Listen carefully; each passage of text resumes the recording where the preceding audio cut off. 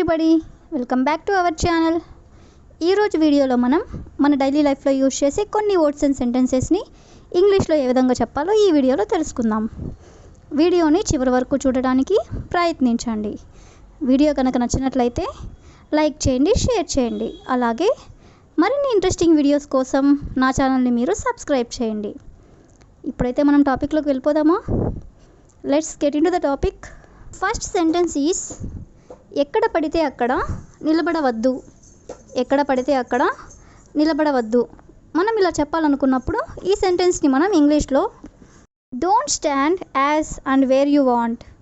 Don't stand as and where you want అంటే ఎక్కడ పడితే అక్కడ నిలబడవద్దు అని.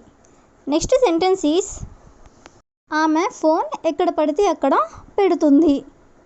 ఆమె ఫోన్ ఎక్కడ పడితే అక్కడ పెడుతుంది. సో ఈ సెంటెన్స్ని మనం ఇంగ్లీష్లో she keeps mobile as and where she wants. She keeps mobile as and where she wants అంటే ఆమె ఎక్కడ పడితే అక్కడ ఫోన్ పెడుతుంది అని. నెక్స్ట్ వన్ ఈస్ నీకు పని లేకపోతే నాకు సహాయం చేయి.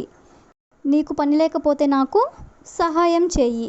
ఈ సెంటెన్స్ అనేది మనం జనరల్గా అడుగుతూనే ఉంటాం కదా. సో దీన్ని మనం ఇంగ్లీష్లో if you don't have work you help me. If you don't have work you help me అంటే నీకు పని లేకపోతే నాకు సహాయం చేయి అని. నెక్స్ట్ వన్ ఈస్ నువ్వు డ్రెస్ని తిరగేసి వేసుకున్నావు లేదా నువ్వు డ్రెస్ని తప్పుగా వేసుకున్నావు. సో ఈ సెంటెన్స్ని మనం ఇంగ్లీష్లో ఏ విధంగా చెప్పాలంటే you put on your dress wrong. You put on your dress wrong అంటే నువ్వు నీ డ్రెస్నే తప్పుగా వేసుకున్నావు అని లేదా తిరగేసి వేసుకున్నావు అని. నెక్స్ట్ వన్ ఈస్ నాకు ముందు నుండే తెలుసు. నాకు ముందు నుండే తెలుసు ఇలా అంటూ ఉంటాం కదా. సో దీన్ని ఇంగ్లీష్లో I knew from before.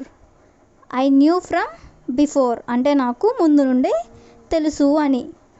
Next sentence is అతన్ని నా దగ్గరికి పంపించు. అతన్ని నా దగ్గరికి పంపించు ఇలా మనం చాలా తరచుగా అంటూనే ఉంటాం కదా. సో దీన్ని ఇంగ్లీష్లో send him to me. Send him to me అంటే అతన్ని నా దగ్గరికి పంపించు అని. నెక్స్ట్ వన్ ఈస్ ఆమె నాకంటే పెద్దది. ఆమె నాకంటే పెద్దది. దీన్ని ఇంగ్లీష్లో she is older than me. She is older than me అంటే ఆమె నాకంటే పెద్దది అని. నెక్స్ట్ వన్ ఈస్ నా ఫోన్ పాడైపోయింది. నా ఫోన్ పాడైపోయింది. సో దీన్ని మనం ఇంగ్లీష్లో my phone is damaged. My phone is damaged అంటే నా ఫోన్ పాడైపోయింది అని. నెక్స్ట్ వన్ ఈస్ ఎక్కువగా ఆలోచించకు. ఎక్కువగా ఆలోచించకు మనం ఇలా అంటూనే ఉంటాం కదా. సో దీన్ని మనం ఇంగ్లీష్లో don't think so much. Don't think so much అంటే ఎక్కువగా ఆలోచించకు అని. నెక్స్ట్ వన్ ఈస్ నీకే చెప్పేది వింటున్నావా. నీకే చెప్పేది వింటున్నావా ఇలా మనం అడుగుతూ ఉంటాం కదా. సో దీన్ని మనం ఇంగ్లీష్లో ఐ యామ్ టెల్లింగ్ యూ అంటే నీకే చెప్తున్నాను.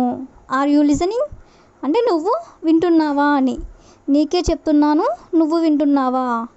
I am telling you are you listening. Next one నాకు వేరే దారి లేదు. నాకు వేరే దారి లేదు ఇలా అంటూ ఉంటారు కదా. సో దీన్ని మనం ఇంగ్లీష్లో I have no other choice లేదా I have no other alternate. రెండిటికి మీనింగ్ కూడా నాకు వేరే దారి లేదు అని. Solve for today. I will ask you a question for you. నాకు తెలియకుండానే నిద్రపోయాను.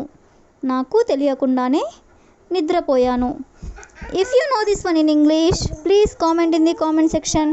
Thank you for watching.